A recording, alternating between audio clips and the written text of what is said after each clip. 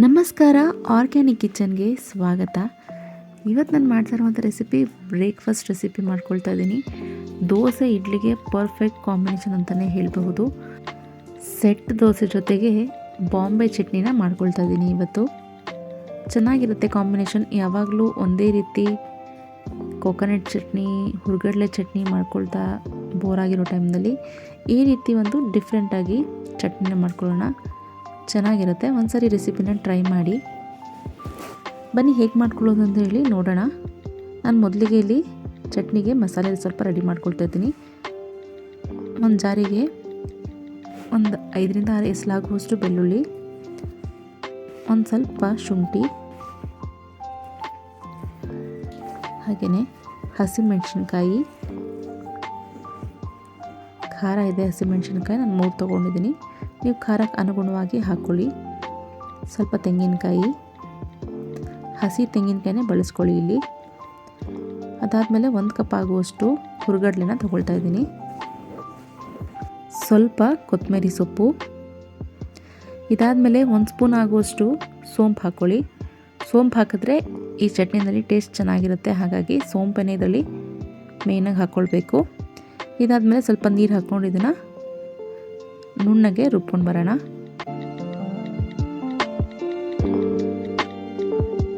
ಇವಾಗ ಇದು ಸಹ ಆಗಿದೆ. ಇವಾಗ ಇದಕ್ಕೆ ಒಗ್ಗರಣೆಗೆ ರೆಡಿ ಮಾಡ್ಕೊಳ್ಳೋಣ. ಒಗ್ಗರಣೆಗೆ 1-2 ಈರುಳ್ಳಿ ಹಾಗೆಯೇ ಟೊಮೆಟೊ ಹಾಕ್ಕೊಂಡ್ರೆ ಸಾಕು. ಫ್ಲೇಮ್ನ ಆನ್ ಮಾಡಿಕೊಂಡು ಎಣ್ಣೆ ಹಾಕ್ಕೊಳ್ಳೋಣ. ನಾವು ಯಾವಾಗಲೂ ಒಂದೇ ರೀತಿ ದೋಸೆಗೆ ಇಡ್ಲಿಗೆ ಚಟ್ನಿ ಮಾಡ್ಕೊಳ್ತಾ ಬೇಜಾರಾಗಿರೋ ಟೈಮ್ನಲ್ಲಿ ಈ ರೀತಿ ಒಂದು ಡಿಫ್ರೆಂಟ್ ರೆಸಿಪಿನ ಟ್ರೈ ಮಾಡಿ. ಚೆನ್ನಾಗಿರುತ್ತೆ, ಡಿಫ್ರೆಂಟಾಗೂ ಸಹ ಇರುತ್ತೆ, ಟೇಸ್ಟು ಸಹ ಚೆನ್ನಾಗಿರುತ್ತೆ. ಇಲ್ಲಿ ಒಗ್ಗರಣೆಯಲ್ಲಿ 1 ಸ್ಪೂನ್ ಸಾಸಿವೆ, ಜೀರಿಗೆ ಹಾಗೆ ಅರಿಶಿನ, ಸ್ವಲ್ಪ ಹಿಂಗೆ ಹಾಕ್ಕೊಳ್ಳಿ. ಇದಾದಮೇಲೆ ನಾನು ಉದ್ದುದ್ದಕ್ಕೆ ಸ್ಲೈಸಸ್ ಥರ ಕಟ್ ಮಾಡ್ಕೊಂಡಿದ್ದೀನಿ ಈರುಳ್ಳಿನ, ಇದು ಸಹ ಹಾಕ್ಕೊಳ್ತಾ ಇದ್ದೀನಿ. ಇಲ್ಲಿ ನಮಗೆ ಚಟ್ನಿನಲ್ಲಿ ಬಾಯಿಗೆ ಸಿಗೋದು ಈರುಳ್ಳಿ ಹಾಗೂ ಟೊಮ್ಯಾಟೊನೇ, ಹಾಗಾಗಿ ಸ್ವಲ್ಪ ಈರುಳ್ಳಿ ಜಾಸ್ತಿನೇ ಇರಲಿ, ಚೆನ್ನಾಗಿರುತ್ತೆ. ಈ ರೀತಿ ಉದ್ದುದ್ದಕ್ಕೆ ಸ್ಲೈಸಸ್ ಥರನಾದರೂ ಕಟ್ ಮಾಡ್ಕೊಳ್ಳಿ, ಸಣ್ಣಗೆ ಬೇಕಾದರೂ ಕಟ್ ಮಾಡ್ಕೊಳ್ಳಿ. ಹೀಗೆ ಇದ್ರೇ ಚೆನ್ನಾಗಿರುತ್ತೆ, ಹಾಗಾಗಿ ನಾನು ಉದ್ದುದ್ದನೇ ಕಟ್ ಮಾಡ್ಕೊಂಡಿದ್ದೀನಿ. ಇದಾದಮೇಲೆ ಕರಿಬೇವಿನ ಸೊಪ್ಪು ಹಾಕ್ಕೊಳ್ಳಿ.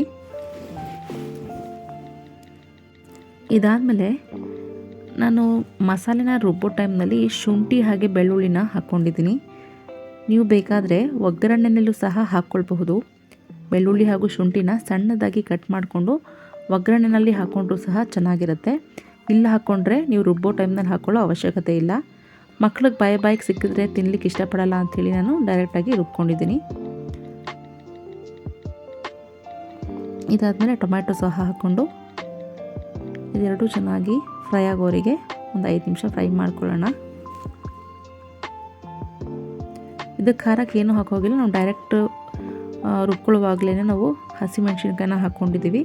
ಅಲ್ಲೇ ನಿಮ್ಗೆ ಎಷ್ಟು ಬೇಕೋ ಅಷ್ಟು ಖಾರನ ಹಾಕ್ಕೊಂಡ್ರೆ ಆಯಿತು. ಇಲ್ಲೇನು ಯಾವುದೇ ಮಸಾಲೆ ಪೌಡರ್ಗಳನ್ನ ಹಾಕ್ಕೊಳ್ಳೋ ಅವಶ್ಯಕತೆ ಇಲ್ಲ.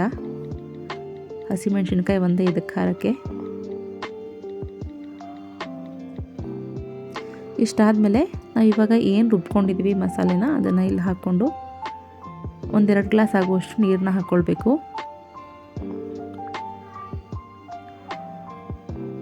ಆರಾಮಾಗಿ ನೀವು 2ರಿಂದ 3 ಗ್ಲಾಸ್ ಹಾಕ್ಕೊಳ್ಬೋದು. ಯಾಕೆ ಅಂತ ಹೇಳಿದ್ರೆ ನಾವು ಕಡಲೆ ಹಾಗೂ ತೆಂಗಿನಕಾಯಿ ಹಾಕಿ ರುಬ್ಬಿರೋದ್ರಿಂದ ಇದು ಸ್ವಲ್ಪ ಗಟ್ಟಿಯಾಗೇ ಬರುತ್ತೆ, ಹಾಗಾಗಿ ಒಂದು 3 ಗ್ಲಾಸ್ ನೀರು ಆರಾಮಾಗಿ ಹಾಕ್ಕೊಳ್ಬೋದು.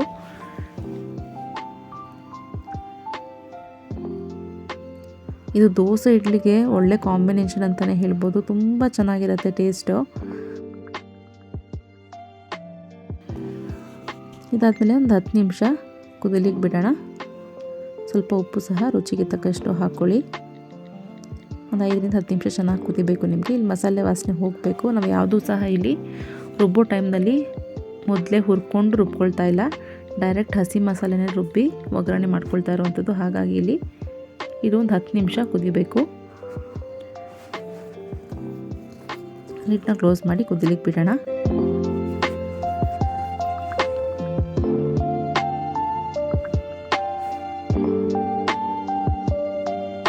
ನೋಡಿ ಇಷ್ಟು ನೀರು ಥರ ಇದೆ ಅಲ್ವಾ.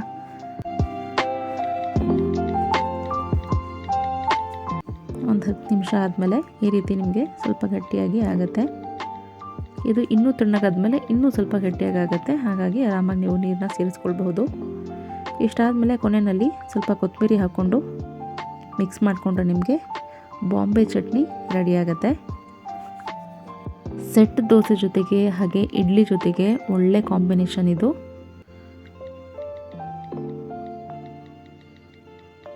ನೋಡಿ ಇವಾಗ ಬಾಂಬೆ ಚಟ್ನಿ ರೆಡಿಯಾಗಿದೆ.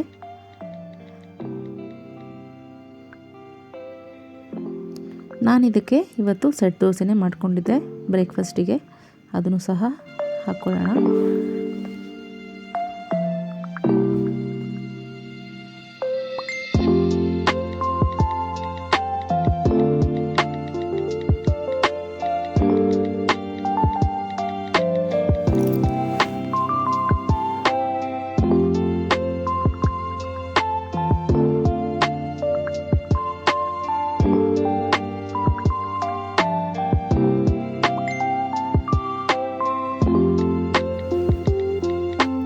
ಇವಾಗ ಸ್ಕೂಲ್ ಸಹ ಶುರುವಾಗಿದೆ. ಇವಾಗ ಮಕ್ಕಳಿಗೆ ಲಂಚ್ ಬಾಕ್ಸ್ ಕೊಟ್ಟು ಕಳಿಸೋ ತಲೆನೋವು ಶುರುವಾಗುತ್ತೆ. ಆವಾಗ ತೆಂಗಿನಕಾಯಿ ಚಟ್ನಿ ಮಾಡಿದ್ರೆ ಮಧ್ಯಾಹ್ನದವರಿಗೆ ಕೆಡತ್ತೆ ಅನ್ನೋ ಭಯ ಇರುತ್ತೆ. ಅಂಥ ಟೈಮ್ನಲ್ಲಿ ಈ ರೀತಿ ಚಟ್ನಿಗಳನ್ನ ಮಾಡಿಕೊಟ್ರೆ ಇದು ಕೆಡೋದಿಲ್ಲ ಬೇಗ. ಹಾಗಾಗಿ ಈ ಚಟ್ನಿನ ಒಂದ್ಸರಿ ಟ್ರೈ ಮಾಡ್ಕೊಳ್ಳಿ. ದೋಸೆ ಜೊತೆಗೆ ಇಡ್ಲಿ ಜೊತೆಗೆ ಚೆನ್ನಾಗಿರುತ್ತೆ. ಚಪಾತಿಗೂ ಸಹ ಸರ್ವ್ ಮಾಡ್ಕೊಳ್ಬಹುದು.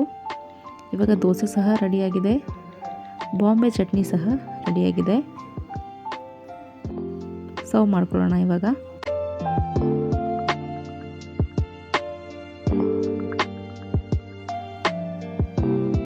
ನಮ್ಮ ಮನೆಯಲ್ಲೇ ಬಾಳೆ ಗಿಡ ಇರೋದ್ರಿಂದ ಬಾಳೆ ಎಲೆಗೆ ಏನು ನಮಗೆ ಕಷ್ಟ ಇಲ್ಲ. ಯಾವಾಗ ಬೇಕಾವಾಗ ಬಾಳೆ ಎಲೆನ ಕಿತ್ಕೊಳ್ತಾ ಇರೋದೆ, ಅದರಲ್ಲಿ ಊಟ ಬಡಿಸ್ಕೊಂಡು ಆರಾಮಾಗಿ ತಿಂತಾ ಇರ್ತೀವಿ. ಚೆನ್ನಾಗಿರುತ್ತೆ ಬಾಳೆ ಎಲೆಯಲ್ಲಿ ತಿಂತಾಯಿದ್ರೆ, ಟೇಸ್ಟ್ ಸಹ ಚೆನ್ನಾಗಿರುತ್ತೆ. ಹಾಗಾಗಿ ಸೆಟ್ ದೋಸೆ ಜೊತೆಗೆ ಬಾಂಬೆ ಚಟ್ನಿ ಜೊತೆಗೆ ಮನೆಯಲ್ಲೇ ಮಾಡ್ಕೊಂಡಿರುವಂತಹ ಬೆಣ್ಣೆ, ಆಹಾ ಟೇಸ್ಟ್ ಮಾತ್ರ ಸಖತ್ತಾಗಿತ್ತು. ನೀವು ಒಂದ್ಸರಿ ರೆಸಿಪಿನ ಟ್ರೈ ಮಾಡಿ ಹೇಗಾಯಿತು ಅಂಥೇಳಿ ಕಾಮೆಂಟ್ ಮಾಡಿ. ನನ್ನ ಈ ಚಾನಲ್ನ ಯಾರೆಲ್ಲ ಸಬ್ಸ್ಕ್ರೈಬ್ ಮಾಡ್ಕೊಂಡಿಲ್ವೋ ಪ್ಲೀಸ್ ಸಬ್ಸ್ಕ್ರೈಬ್ ಕೂಡ ಮಾಡ್ಕೊಳ್ಳಿ. ನಿಮ್ಮ ಫ್ರೆಂಡ್ಸ್ ಆ್ಯಂಡ್ ಫ್ಯಾಮಿಲೀಸ್ಗೂ ಕೂಡ ಶೇರ್ ಮಾಡಿ, ಕಾಮೆಂಟ್ ಸಹ ಮಾಡಿ. Thank you.